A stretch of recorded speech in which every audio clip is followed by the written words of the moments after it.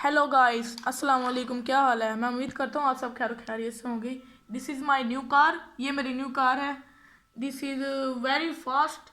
This is mini car. आपने मुझे comment में बताना है कि वीडियो कैसी है और ये कार भी कैसी है। देखिए, इसमें बहुत लाइटिंग भी है। ये देखें, आगे पीछे करो ज़रा। वो जा रही है। Bag low. This is my mini car. This is very fast.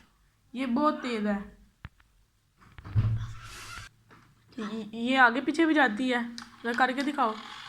ये देखें, ये बहुत स्पीड से जाती है। ये देखें ज़रा, ये देखें, स्पीड मारो। बस बस बस बस। ओ, एक्सीडेंट होने से बच गई है।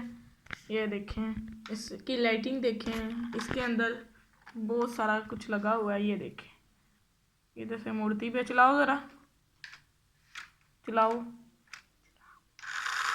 ये देखें,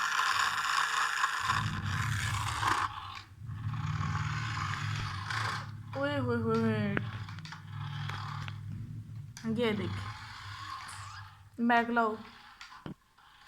ये मुड़ भी सकती है। हाँ जी। मोड़े ज़रा। ज़रा बैग लाएं। ज़रा बैग लाएं। बैग लाएं। ये देखें, ये मुड़ भी गई है। Oh my God, oh my God. ये देखिए, चलाओ ज़रा। ओ, जा रही है। बैक करो ज़रा, घुमाओ। ओ,